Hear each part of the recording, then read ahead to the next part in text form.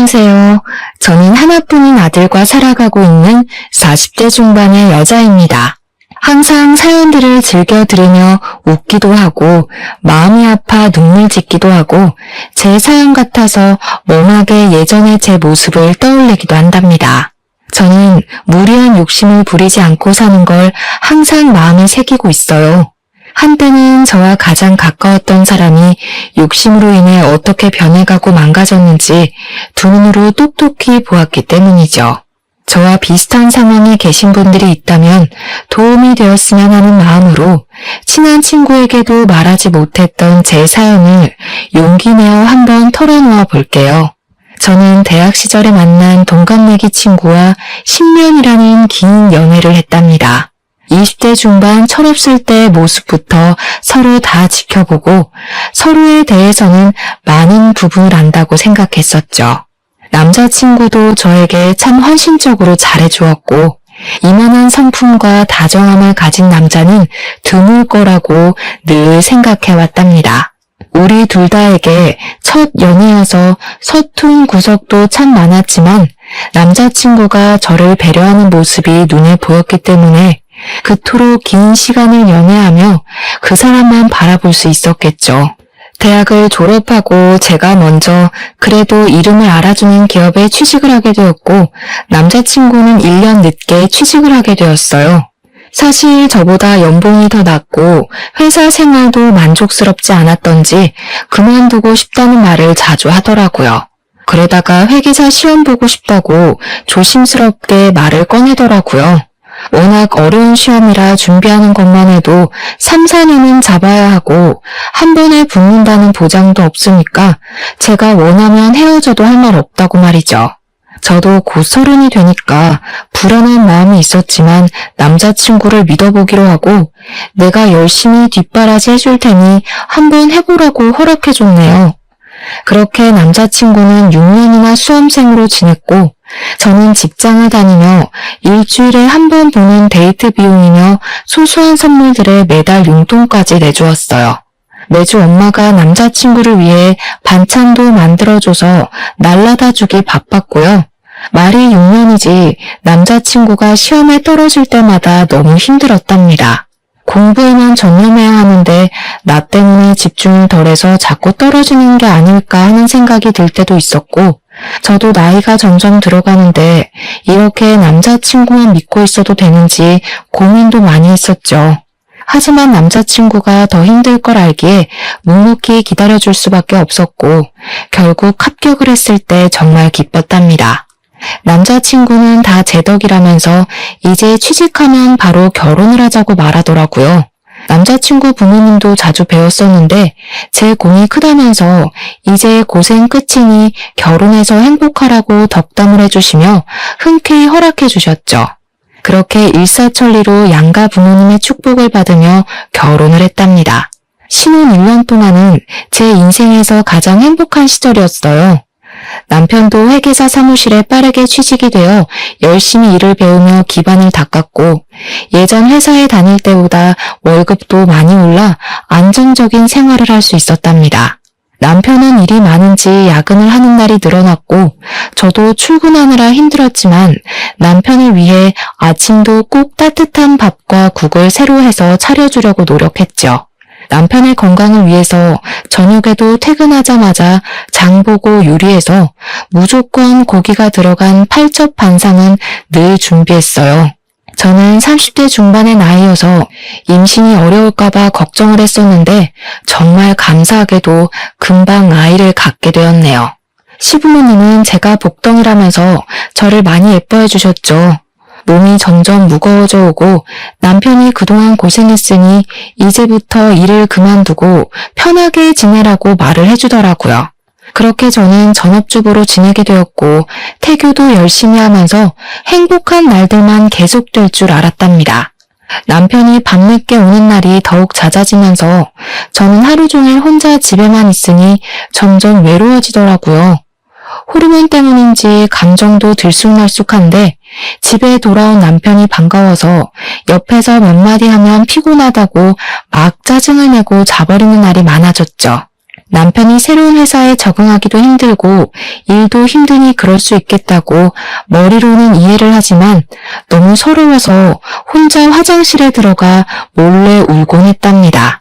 제가 이해하려고 해도 정도는 점점 심해져서 새벽에 들어오는 날도 생기기 시작했죠.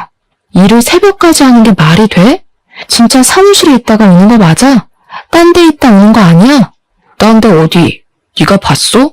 너 말 이상하게 한다.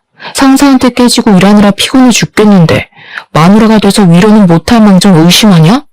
솔직히 새벽 4시까지 일하다 왔다는 게 이상하잖아.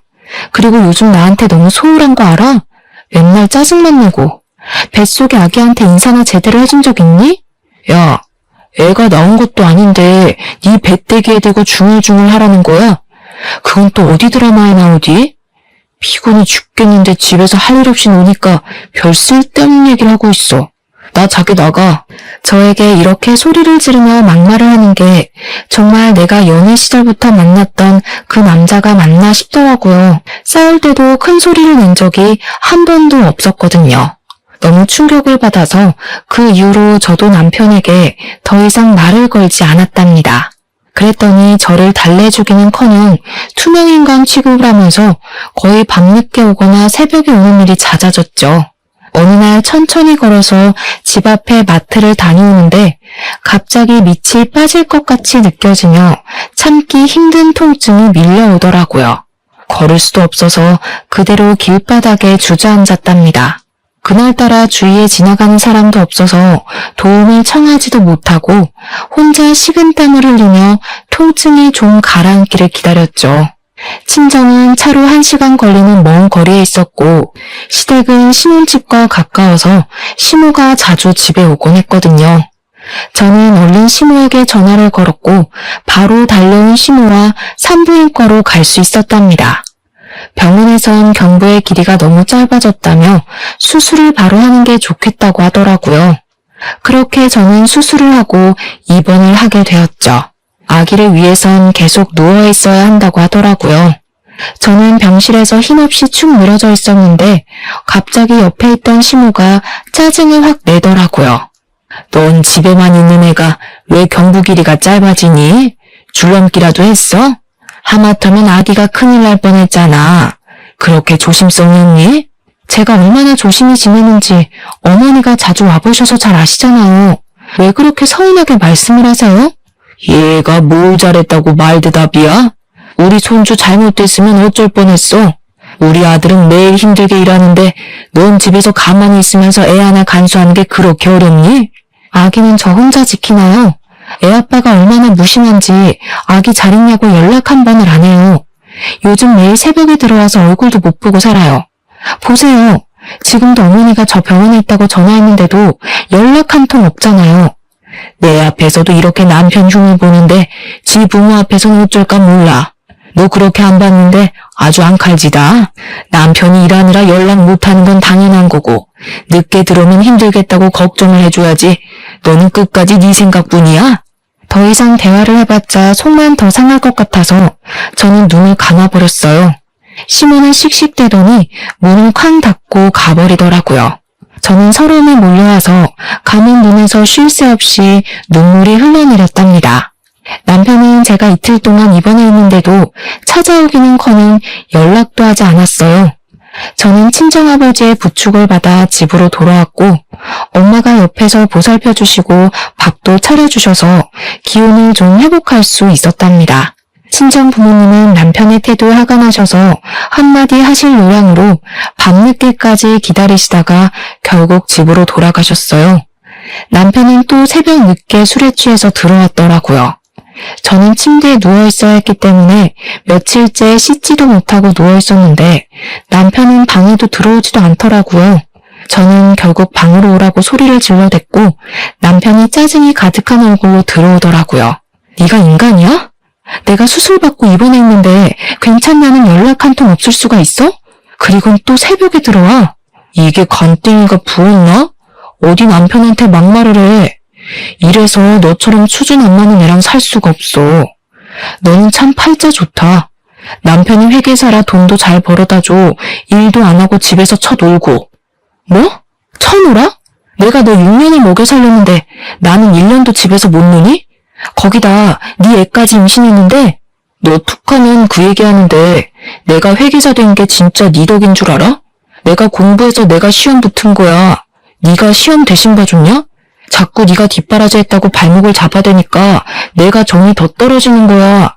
말 다 했어? 너 진짜 나랑 10년 연애했던 남자랑 같은 놈 맞니? 왜 이렇게 변했어? 아니 이게 네 본 모습이야? 아 시끄러워. 너랑 말싸움하기도 지겨워. 너 집에서 논다고 머리도 안 감냐? 돼지처럼 살이나 찌고 떡지고 냄새나고 진짜 역겨워. 에이. 남편이 코를 막는 신용으로 하면서 방문을 쾅 닫고 나가버리는데 진짜 기가 막히더라고요. 당장이라도 따라 나가서 멱살을 잡고 싶었지만 흥분하면 아기가 위험해질 수 있으니 저는 안간힘을 다해 마음을 진정시키려고 애썼답니다. 저는 시모에게 울면서 전화를 했는데 저에게 괜찮냐고 위로를 해주지도 않더라고요. 그러고는 아기가 우선이니까 일단 친정집에 가서 출산할 때까지 가 있으라고 쌀쌀맞게 말하는 게 아니겠어요? 저는 그렇게 몇 달 동안 친정집에서 지내며 출산 준비를 했답니다. 남편은 역시나 연락 한 통 없었고 친정아버지는 남편을 만나기만 하면 가만 안 둔다며 우라통을 터뜨리셨죠. 그렇게 저는 출산을 하게 되었답니다. 남편 없이 15시간 진통을 한 끝에 우리 아들을 만날 수 있었죠. 그래도 아기는 보고 싶었는지 저녁에 남편과 시부모와 함께 왔더라고요. 친정아버지는 남편을 보자마자 멱살을 잡고 네가 이러고도 남편이냐며 호통을 치셨어요. 시부가 중간에서 말리며 겨우 일단락이 되었는데 기가 막히게도 남편은 죄송하다는 말은 절대 하지 않더라고요. 역시 팔은 안으로 굽는다고 시부모도 제 편을 들지 않고 요즘 일이 많아 힘들어서 그런다며 이해를 좀 해달라고 아들을 감싸는데 정이 점점 떨어졌답니다. 아기가 태어난 후에도 더하면 더했지 남편은 조금도 달라지지 않았답니다. 밤늦게 들어와서 곤히 잠든 아기 얼굴만 쓱 보고 태평하게 코를 골며 잠을 잤죠. 중간에 아기가 깨서 울면 짜증을 어찌나 내던지요. 저는 완벽하게 독박 육아를 했어요. 남편은 정말 단 한 번도 아기를 위해 기저귀를 간다거나 젖병을 타는 일을 하지 않았답니다. 어쩌면 그렇게 자기 아이인데도 무신경할 수 있는지 신기할 정도였어요. 심지어 아기가 우는 게 너무 듣기 싫다면서 애가 울면 이어폰을 끼고 방문을 닫고 들어가 버리는데 뒤통수를 때리고 싶을 때가 한두 번이 아니었죠. 저는 하루 종일 아기와 둘이 지지고 볶느라 점점 좀비처럼 지쳐갔고 우울증까지 걸릴 정도로 상태가 심각해져만 갔답니다. 다른 남편들은 다른 일은 안 해도 쓰레기만큼은 버려준다는데 저에겐 당연히 먼 나라 이야기였죠. 아기를 두고 나갈 수가 없어서 쓰레기 봉투가 현관 앞에 가득 쌓여있을 때가 많았어요. 냄새가 나서 버릴 수밖에 없을 때 아기가 잠든 틈을 타서 얼른 갔다 오곤 했답니다. 그날도 쓰레기 봉투를 들고 나가는데 주차장에 남편의 차가 딱 서는 게 보이더라고요. 그런데 어떤 여자와 함께 내리는 게 아니겠어요? 저는 너무 놀라서 아기도 잊은 채 얼음처럼 굳어버렸죠. 두 사람이 다정히 웃으면서 서로 안기는 모습에 저는 폭발하고 말았답니다. 두 사람 앞으로 달려가서 소리를 질렀더니 남편이 놀라서 저를 바라보더라고요. 저를 돌아보는 여자가 제 모습을 위아래로 훑으면서 풋 하고 웃는데 기분이 정말 나쁘더라고요. 남편과 거의 비슷할 정도로 큰 키에 몸매가 눈에 띄게 날씬하더라고요. 긴 파마머리에 위아래로 붙는 정장치마 블라우스를 차려입은 모습이었답니다. 제가 입을 떼기도 전에 그 여자는 옆동으로 쏙 들어가 버리는데 황당하더라고요. 둘이 껴안는 거 지금 다 봤거든? 저 여자 누구야? 너 바람 피우냐? 무식한 소리 좀 작작해. 너는 바람 피우는 여자랑 같이 집에 오냐? 우리 회사 중요한 고객이야.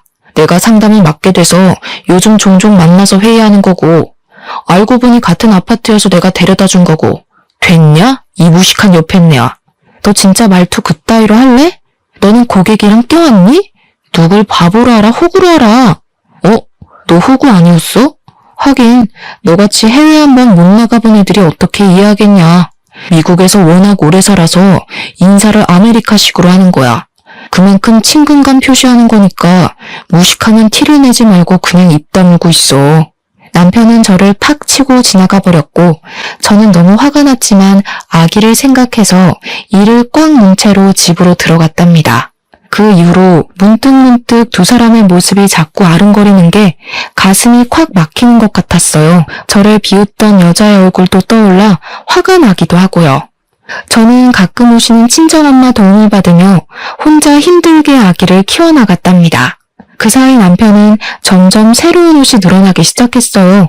옷을 세탁하려고 보면 못 보던 명품 셔츠들이 계속 나오고 명품 가방도 여러 개로 늘어나 있고요. 심지어 손목엔 값이 꽤 나가는 명품 시계까지 차고 있더라고요. 어디서 났냐고 물어보면 이렇게 하고 다녀야 더 수준 높은 고객을 만날 수 있는 거라면서 다 사회생활 하는 거니까 신경 끄라고만 대꾸했죠. 남편이 얼마나 잘 꾸미고 다니는지 10년 전에 연애하기 전보다 어려 보이더라고요. 저는 머리도 못 감고 티셔츠는 며칠째 같은 걸 입고 살고 있는데 말이죠. 그렇게 뭘 끊임없이 사다 나르면서도 아기 손수건 한 장 안 사오는데 진짜 학을 댔답니다. 아기가 태어난 후로는 남편은 집에선 밥 안 먹은 지도 오래돼서 저는 혼자 먹을 국만 한 솥 끓여놓고 매일 국에 밥만 말아 먹으며 지냈는데요. 남편은 밖에서 매일 뭘 먹고 다니는지 얼굴에 윤기가 반지르르 해서 다니는데 어찌나 꼴 보기가 싫었는지 모른답니다. 어느 날은 차 키가 바뀌어 있길래 설마 하고 물어보니 차도 아주 비싼 외제차로 바꿨더라고요. 이 모든 일을 저에겐 한마디도 하지 않고 버리는데 매달 주는 생활비도 점점 적게 주기 시작하더라고요. 저는 말하기가 치사해서 웬만한 아기용품은 제가 모아둔 돈에서 사고는 했답니다. 어느 날 오랜만에 시모가 전화를 해서는 반찬을 좀 했다고 주러 온다고 하더라고요. 시모가 오겠다는 시간이 지나도 연락이 없어서 저는 시모를 기다릴 겸 아기와 산책도 할 겸 유모차를 끌고 단지 앞을 한 바퀴 돌고 있었어요. 거의 집 앞에 다 왔을 때 시모가 옆동에서 나오는 걸 보게 되었죠. 어머니, 왜 거기서 나오세요? 오랜만에 오셔서 헷갈리셨어요. 거기는 옆동이에요. 아니 여기에 내 친구가 살아서 잠깐 수다 좀 떤다는 게. 근데 너는 왜 나와 있니? 어머니 기다리면서 아기랑 한 바퀴 돌았어요. 너무 집에만 있어서 바람 좀 쐬고 싶어서요. 근데 반찬 가지고 오신다면서 빈손이시네요? 시모는 깜짝 놀라면서 다시 옆동으로 들어가셨죠. 저는 현관 앞에 서서 바라보다가 엘리베이터가 12층에 서는 것을 보았답니다. 그러자 시모가 묵직한 쇼핑백을 들고 내려왔더라고요. 그렇게 집으로 함께 들어온 시모는 집안을 샅샅이 훑기 시작하더라고요. 저는 영문을 몰라 그냥 지켜보고만 있었답니다. 여기 먼지 좀 봐라. 너는 집에 하루 종일 있으면서 청소도 안 하니? 식탁에 이거 국 말라붙은 자국하며 집이 아주 돼지우리가 따로 없네. 아기 입으로 먼지 다 들어간다는 생각도 안 해? 저 혼자 아기 보느라 밥 먹을 시간도 없어요. 잠수정이 심해서 계속 안고 있어야 되고요. 청소할 시간이 어디 있겠어요. 어머니 아들은 집에 새벽에 들어와서 옷만 갈아입고 나가요. 애 얼굴도 안 보고요. 야, 누구네 안 키워봤어? 난 애 둘 키우면서도 농사도 짓고 살림 다 했다. 지금은 빨래도 세탁기가 해줘. 청소도 청소기 돌리면 끝인데 힘들긴 뭐가 힘들어? 애 하나 키우면서 요새는 네 남편은 돈 버느라 하루 종일 뛰어다니는데 돈을 버는 건지 안 버는 건지 생활비도 점점 안 주는데 제가 어떻게 알겠어요? 도대체 밖에서 뭘 하고 다니는 건지 저도 궁금해 죽겠어요. 내 아들 힘들게 일하는데 생활비 적게 준다고 바가지 긁기만 해봐. 그리고 너 옷꼬락서니가 그게 뭐니? 네 남편이 너 그런 모습 보면 정 떨어질만 하다. 남편이 회계사면 너도 그 수준에 좀 맞게 하고 다녀야 남편 기가 살 거 아니야. 시모를 오랜만에 만난다고 반가운 마음이 들었던 것도 잠시였네요. 시모는 예전보다 더 쌀쌀맞고 못되게 저를 대하더라고요. 저는 남편보다 더 변해버린 시모의 태도에 더욱 상처를 많이 받았답니다. 그 이후로 남편은 더 이상해지기 시작했어요. 어느 날은 치킨까지 사들고 와서 아기 키우는데 고생이 많다는 말까지 하면서 기분이 좋아 보이더니 또 어느 날은 평소와 다르게 일찍 들어와서 애 우는 소리 때문에 미치겠다는 둥 짜증난다면서 아기 욕조를 발로 차버리는 날도 있었죠. 어느 날은 눈도 벌겋게 충혈되고 다크서클이 심한 얼굴로 저에게 대뜸 돈을 요구하는 게 아니겠어요? 이번 달 생활비 준 거 있지? 그거 남은 거 있으면 다시 보내봐. 아니다. 모아놓은 돈 좀 없어? 참나. 누가 들으면 생활비를 500원 줬는지 알겠네. 꼴랑 100만 원 줘놓고는 그걸 다시 달라고? 이미 다 쓰고 돈 없어서 친정엄마한테 빌려 쓰고 있어, 이 화상아. 집구석에 처박혀 있으면서 벌써 그 돈을 다 썼어? 나 없을 때 맨날 뭔 짓을 하냐? 그럼 장모님이 빌려준 돈이라도 줘봐. 지금 당장 급해서 그래. 너 도대체 월급을 얼마나 받아? 너는 지금껏 나한테 월급도 제대로 말해준 적이 없어. 그 돈 다 어디다 쓰고 나한테 돈을 달라고 할 수가 있어? 넌 입만 열면 그놈의 잔소리. 잔소리 때문에 내가 너랑 말을 하기가 싫은 거야. 남편이 돈 좀 달라고 하면 급한 일이 있구나 하고 넘겨주면 될 일이지. 재수없어 진짜. 너 진짜 어디 나사가 빠진 것 같아. 너 요즘 진짜 제정신 아니야. 너 정신 차리려면 그런 것 같다. 이제 네 꼴 보기도 싫으니까 어디 혼자 잘 살아봐. 저는 화가 머리끝까지 나서 아기와 함께 친정으로 가버렸답니다. 남편과 마주하는 게 너무 고통스럽고 넌덜머리 났기도 했지만 어디 한번 충격 좀 받아보라는 뜻도 있었는데 몇 주가 지나도 연락 한 통 없더라고요. 남편에게 들은 건지 못 들은 건지 시모 역시 아무 연락도 없는 게 이상했어요. 그러던 중에 은행 업무를 보려면 가져가야 할 게 있어서 남편이 없을 것 같은 오후 시간에 잠깐 집으로 가게 되었답니다. 집에 딱 들어가니 현관 앞에 남편의 신발과 여자 구두가 놓여 있더라고요. 순간 뒷골이 찌릿하게 당겨왔고 본능적으로 남편이 집에 있다는 걸 느낄 수 있었죠. 거실로 가자 빈 와인병과 잔 2개가 놓여 있고 안주로 먹은 듯한 음식 냄새와 술 냄새가 역겹게 나더라고요. 옷들도 거실 바닥에 어지럽게 흩어져 있었죠. 저는 조심스럽게 살짝 열려진 안방 방문을 열어보았답니다. 남편과 어떤 여자가 침대에서 자고 있더라고요. 저는 쇠망치로 머리를 세게 내려치는 것 같은 충격을 받아 억소리가 저절로 나왔답니다. 얼른 손으로 입을 꾹 눌렀어요. 이미 예전부터 심증이 있었던 상태였기에 증거를 잡아야 한다는 생각이 빠르게 스쳤답니다. 저는 곧바로 핸드폰으로 비디오를 찍었죠. 이젠 어떻게 행동해야 할지 정신을 가다듬으려고 노력하는데 마침 옷방에 걸쳐놓은 남편 양복에서 삐져나와 있는 핸드폰을 발견했습니다. 무슨 알림이 이렇게 많이 오는지 화면이 계속 깜빡이더라고요.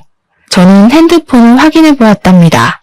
어디로 입금하라는 메시지가 수도 없이 와 있고 전화도 몇십 통이 와 있더라고요. 얼른 사진들을 확인해 봤는데 상간녀와 찍은 사진은 없고 주식 그래프 같은 알 수 없는 그래프만 많더라고요. 어쩐지 수상한 느낌이 들어서 그 중에서 몇 장을 제 핸드폰으로 옮겨 담았답니다. 남편의 핸드폰을 제자리에 놓는 동시에 안방 문이 벌컥 열리는 게 아니겠어요. 한 여자가 표독스러운 눈빛으로 저를 쳐다보더라고요. 제 예상대로 예전에 남편과 주차장에 함께 있던 여자가 맞았습니다. 여자의 의기양양한 표정을 보니 속이 뒤틀려왔죠. 웬 도둑고양이가 들어왔나 했는데 사모님이셨네? 왜? 다 봤으면서 조용히 나가시려고? 그때 눈치챈 줄 알았는데 무슨 꿍꿍이가 있어서 잠잠한가 했더니 이렇게 증거 모으려고 조용히 있었던 거야? 야, 너는 남의 남편이랑 불륜이나 저지르면서 부끄러움도 없니? 어디서 잘난 척이야 상간녀 주제에. 저는 화가 나서 바로 상간녀의 머리채를 휘어잡았어요. 상간녀가 흰자를 뒤집어 까면서 제 머리를 잡으려고 팔을 휘젓더라고요. 저는 안간힘을 다해서 머리카락을 마구 뽑아댔어요. 상간녀가 비명을 지르기 시작했죠. 너 아파트 옆동에 사는 거 내 남편이 해준 거 맞지? 이제 다 알겠네. 생활비도 안 주고 돈 달라고 할 때 알아봤어야 하는데 다 니년한테 퍼주느라 그랬어? 그때였어요. 갑자기 눈앞에 별이 번쩍했는데 정신을 차려보니 제가 식탁까지 날아가 있었죠. 눈앞에는 저를 패대기 쳐버린 남편이 벌개진 눈으로 씩씩대며 노려보고 있더라고요. 지발로 나갈 땐 언제고 왜 기어들어와서 난리를 쳐? 감히 누구 머리채를 잡아? 니까짓 게. 야, 당장 나가. 너랑은 끝이야. 이혼 서류 보낼 테니까 도장 찍어 보내. 남편은 제 멱살을 잡고 현관까지 질질 끌고 갔답니다. 저는 버텨보려고 악을 쓰며 남편을 핥히고 방방 뛰었지만 황망하게도 아파트 복도까지 끌려나갔고 문이 쾅 닫히더라고요. 문이 닫히는 순간에 저를 비웃던 그 상간녀의 얼굴을 지금까지도 잊을 수가 없네요.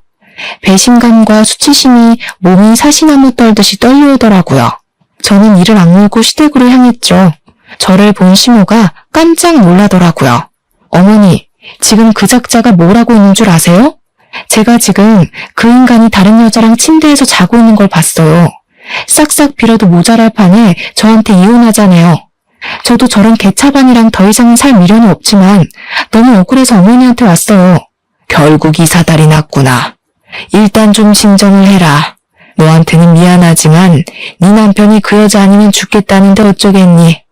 사실 여자 사귀어본 게 네가 처음이었으니 더 잘난 여자들도 많다는 걸 이제 한 걸 어쩌겠어? 네? 뭐라고요? 그럼 어머님도 알고 계셨다는 거예요? 제가 안 그래도 확인하려고 왔어요. 저번에 옆동 가셨던 거, 그 상간녀 집에 간 거 맞죠? 도대체 언제부터 아신 거예요? 손주 보기 부끄럽지도 않으세요? 자식이기는 부모 있니? 그 여자랑 안 살면 죽어버린다는데 어떻게 그럼? 너도 봐서 알 거 아니야. 솔직히 너랑 비교가 되니? 키 크고 예쁘고 거기다가 미국 명문대까지 나왔단다. 지금은 그 뭐냐? 암튼 큰 투자회사 다니면서 돈도 잘 번대. 솔직히 지금 우리 아들이 회계사인데 너보다는 그 애가 더 수준이 맞지. 어머니도 제정신이 아니시네요. 아들이 와이프랑 자식도 내팽개치고 불륜을 저지르는데 그걸 맞장구 쳐주는 게 맞는 일이에요? 하긴 어머니가 양심이 전혀 없으니까 아들도 똑같이 닮아서 이런 인간 같지도 않은 일을 벌였겠죠. 그때 시모가 제 뺨을 철썩 때리는 게 아니겠어요. 저는 얼얼한 뺨을 감싸쥐고 시모를 노려보았답니다. 사람이 충격을 여러 번 받으면 이렇게 정신이 나가는구나 싶은 생각이 들더라고요. 듣자 하니까 아주 막 나가. 네 본 모습을 보니까 빨리 헤어지게 하고 그 애한테 새 장가 보내야겠다. 네 수준에 회계사 남편 뒀으면 감사합니다 하고 수발이나 잘 될 것이지. 남편 바가지나 긁어대고 막말이나 해대고 뭔 의리를 지키겠다고 이런 그 맘 맞는 애랑 결혼까지 시켰는지 내가 후회 막심이야 아주. 우리 아들 발목 잡지 말고 당장 갈라서. 제가 계속 노려보자 시모가 다시 한번 손을 올리더라고요. 저는 시모의 손목을 힘껏 잡아 비틀어 내렸어요. 시모가 아프다며 소리를 빽 지르더라고요. 저한테 이렇게 하신 거 꼭 후회하는 날이 올 거예요. 하나뿐인 손자 얼굴도 다시는 못 보실 테니 부디 그 여자한테서 손녀 손자 많이 얻길 바랄게요. 저는 시모의 손목을 팍 던져버리고 시댁을 나왔답니다. 울지 않으려고 이를 악물었지만 어느새 눈물이 줄줄 흐르고 있더라고요. 정처 없이 걸어가는 내내 남편을 처음 만난 순간부터 지금까지의 일들이 단편 영화처럼 차르륵 머릿속을 지나갔답니다. 이런 결말을 맞이하려고 그렇게 아낌없이 사랑했나 싶은 마음에 나 자신이 정말 바보 같을 뿐이었죠. 그렇게 며칠이 흐를 동안 어떻게 해야 할지 무수히 고민을 했답니다. 일단은 상간녀를 만나 얘기를 하던 싸움을 하던 해서 그 내용을 녹음을 해두자는 생각이 들었죠. 저는 전에 시모가 12층으로 갔던 기억을 살려 무조건 12층으로 올라가 봤어요. 두 집 중에서 어느 쪽일까 잠시 고민하는데 한 집에서 남녀의 대화 소리가 시끄럽게 들리더라고요. 저는 그 집 현관문에 귀를 대고 들어보았는데 상간녀의 목소리가 똑똑히 들려왔답니다. 이제 거의 다 턴 것 같지? 더는 돈 나올 구멍이 없는 것 같은데 보증 몇 개만 더 할까? 정확하게 무슨 내용인지는 알 수 없었지만 여자의 육감은 무섭다고 촉이 대충 오더라고요. 저는 조용히 친정집으로 돌아와서 그 여자 신상에 대해서 알아보기 시작했답니다.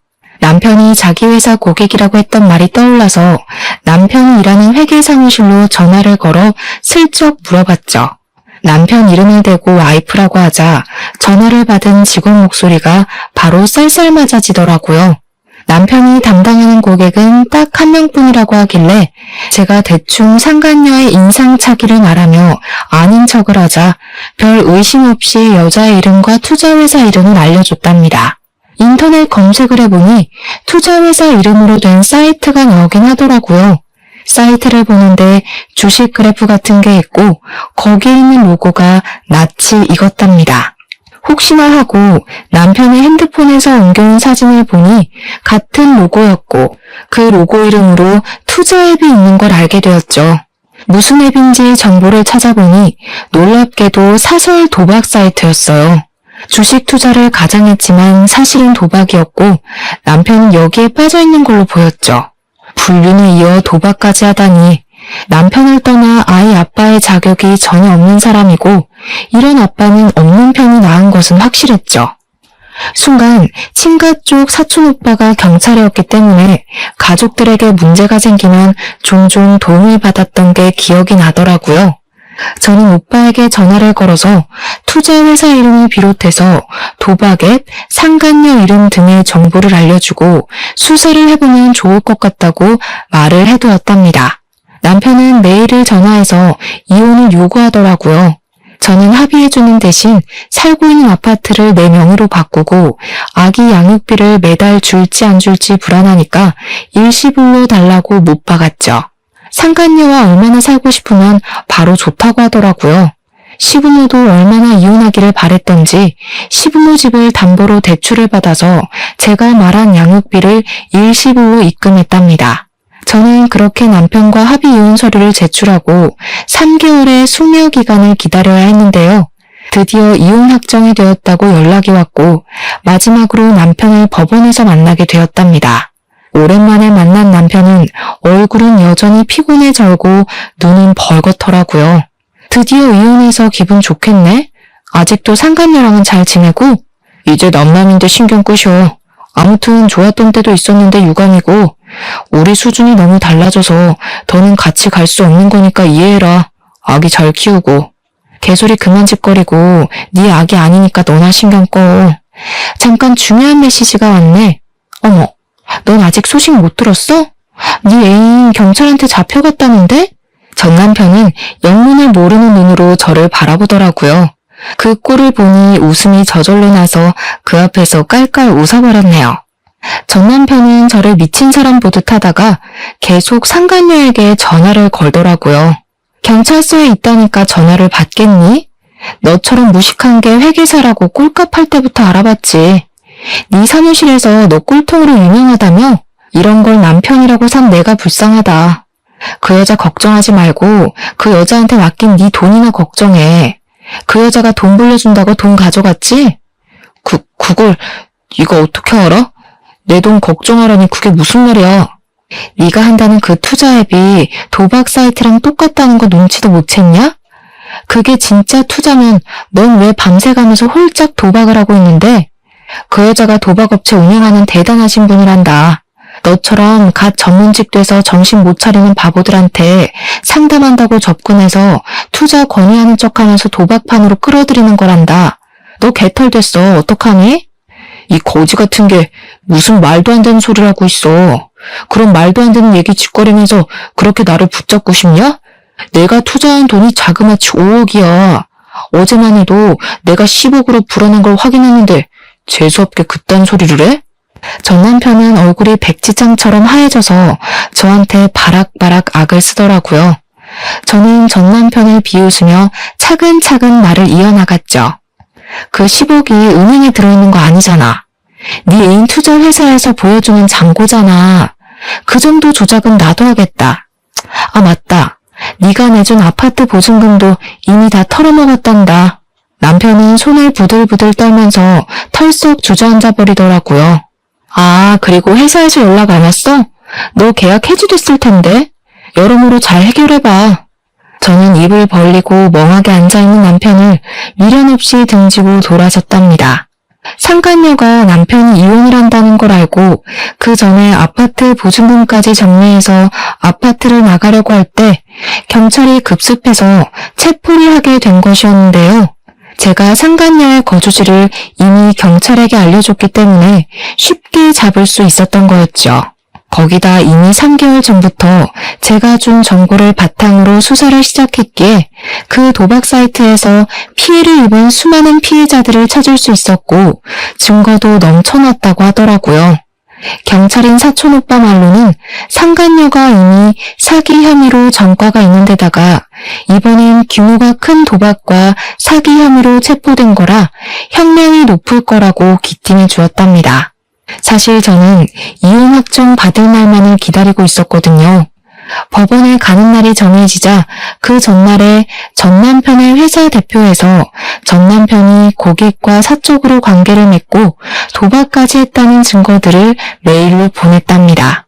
처음에 고용계약서를 작성할 때 도박을 비롯한 위법 행위를 할 경우에는 계약 해지된다는 내용이 있다는 걸 알고 있었거든요.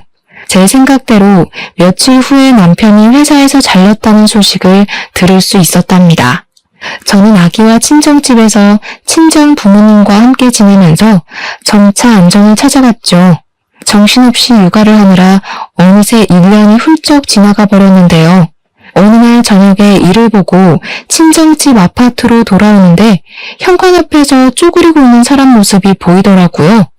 술에 취한 사람인 것 같아 슬쩍 피해서 집에 들어가려는데 얼굴을 보니 전 남편인 거예요. 1년 사이에 완전히 다른 사람이 되어 있었는데 옷도 안 빨아입었는지 더럽고 행색이 초라하더라고요. 술을 먹었는지 야윈 얼굴이 보기 싫게 벌개져 있었답니다. 그동안 잘 지냈지? 내가 우리 아기 볼 면목이 없어서 맨날 이 앞에서만 기웃거리다가 오늘 용기 내서 찾아왔다. 우리 아들 얼굴 한 번만 보면 안 될까? 누가 네 아들이야? 이혼할 때는 친권도 옳다구나 하고 냅다 버린 게 누군데 여기가 어디라고 술을 처먹고 와? 너 내가 아직도 우습니? 전 남편은 갑자기 무릎을 꿇더니 제 다리를 잡고 늘어지는 게 아니겠어요? 저는 다리를 팍 쳐냈지만 끈질기게 바지를 잡고 늘어졌답니다. 이거 안 나? 당장 꺼져. 또 한 번 찾아오면 경찰 신고로 안 끝날 줄 알아. 이거 놓으라고. 내가 군인한테 홀려서 미쳤었나 봐. 나 돈도 다 잃고 업계 소문 다 나서 취직도 안 돼. 우리 부모님도 나 때문에 사고 당하셔서 병원비 되느라 아파트도 날렸어. 나 살려줄 사람은 너밖에 없어. 나 한 번만 용서해주라. 우리 다시 합쳐서 아기랑 행복하게 살자. 우리 아들 아빠 없는 애로 키울 셈이야. 들어보니 전 남편은 상간녀가 사기를 쳤고 결국 감옥에 갔다는 걸 믿을 수가 없어서 사방팔방으로 알아봤다고 해요.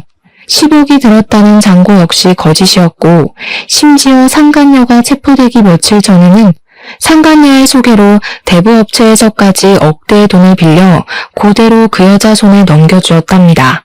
거의 7억이나 되는 돈을 날린 셈이더라고요. 상간녀가 진짜 자기와 특별한 관계라고 끝까지 믿었었는지 감옥에 거의 매일을 가서 만나보려고 했지만 상간녀가 면회를 거절한 건 당연했죠. 전 남편 말고도 피해자가 줄줄이 나왔지만 이미 상간녀는 돈을 다 빼돌리고 감옥에 간 거라 돈을 돌려받긴 힘들었답니다. 거기다 전 남편은 직장까지 잘려서 돈 나올 구멍이 없자 매일 술을 먹었는데 어느 날은 술 먹고 길바닥에서 자다가 조폭한테 잘못 걸려서 심하게 폭행을 당하게 되었다고 해요. 경찰에 연락을 받고 시부모가 급하게 경찰서에 오다가 교통사고가 났고 시모가 크게 다쳐서 지금까지도 의식이 없다더군요. 우리 다시 합치자. 네가 나 도와주면 나 금방 일어설 수 있어. 우리 부모님도 너랑 손주가 너무 보고 싶으시대. 우리 아들이랑 같이 병원에 한번 가주면 안 될까? 전 남편이 짓거리는 소리를 듣고 있으니 화가 점점 머리 끝까지 올라왔습니다. 저는 제 다리를 끌어안고 있는 전 남편을 세게 밀쳐버리고 집 안으로 들어갔어요.